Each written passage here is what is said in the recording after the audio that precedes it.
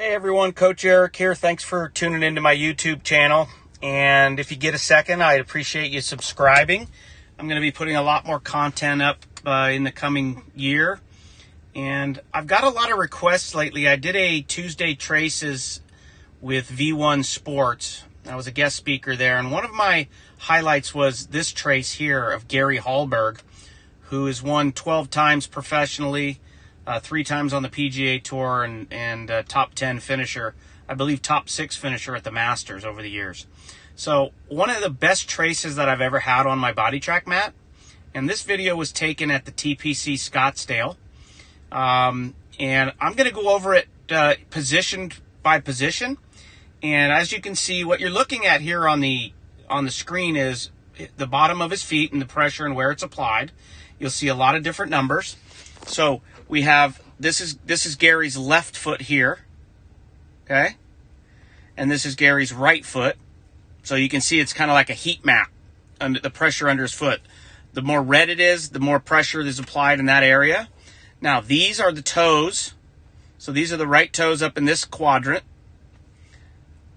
Left toes or balls of feet are up in this quadrant. And then the heels are down in here, right and left.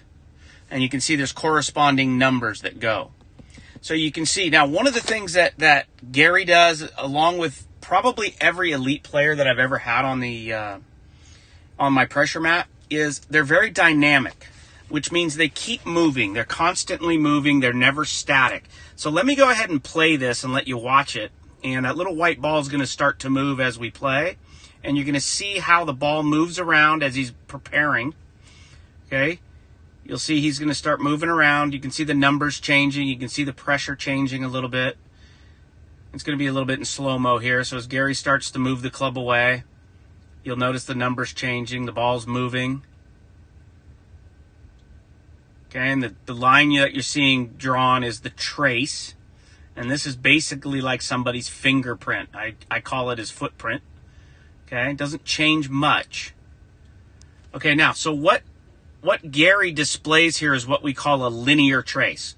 A linear trace produces the most balance, okay, and the most accuracy. He's going to be able to control the face of the golf club a lot better than a person that has what we call a scattered trace, which means the trace is actually moving up and down all over the chart here, all over the graph, up onto his toes, back into his heels. We'd like to see players move in a much more linear trace, as Gary does here. And you can see by the time I stop it here and back to address, you can see what the trace has done.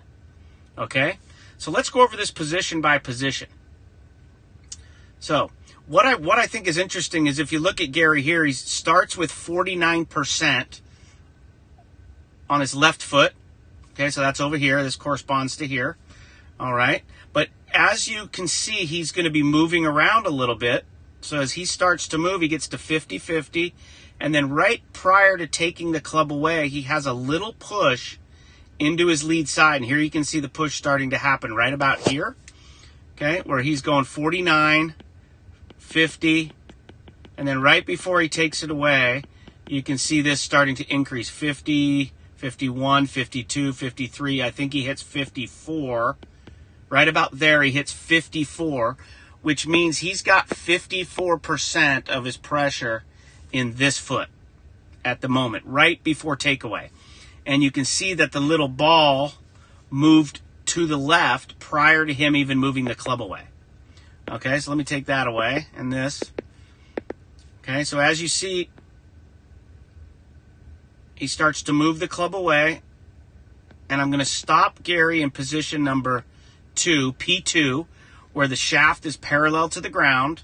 And here's what we see in Gary.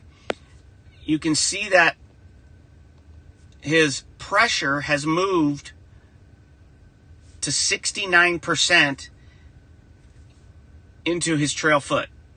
Okay? And then you can also see that he has started what we call a counterbalance into his trail foot and into his trail heel, which is 53%. And this is all before the club has even moved back 4 or 5 feet. Okay, he's only in position number 2. Okay, so now let's keep those highlighted circles there, and let's let this go back into P3. Okay, now as we get into P3, so P3 is where the lead arm is parallel to the ground and the shaft of the golf club is up. All right, you can see that those numbers have now increased. Gary's moved 79% of his pressure into his trail foot, and the counterbalance has increased to 72. And you can see here the little white ball is arcing into his heel. Okay, so now, as Gary starts to take it to the top, you can see that the counterbalance is increased to 87, and the pressure is now 80% into his trail heel, or into his trail foot. Now, one thing that's important to understand is pressure, center of pressure and center of mass are two different things. So even though Gary's moving quite a bit of pressure into his trail heel and moving quite a bit of pressure into his trail foot, the center of his mass, which would be more in the center of his body, is staying pretty stable and staying within the center of pressure. And that's very important. Okay? So now, here's something that Gary does that a lot of great players do. You're going to start to see the pressure as we get up into the position 4, P4 position, all the way to the top. You're going to start seeing, prior to even finishing the backswing, you should start to see the ball moving forward. Okay?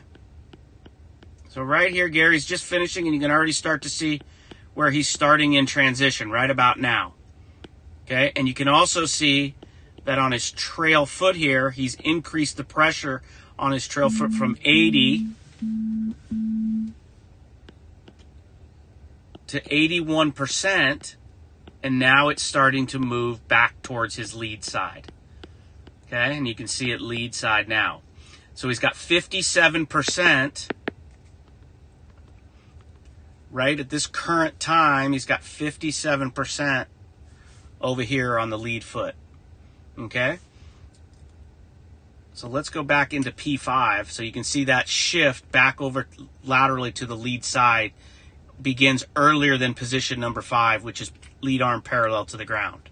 Okay? These are all the key points that pressure mapping coaches will take a look at.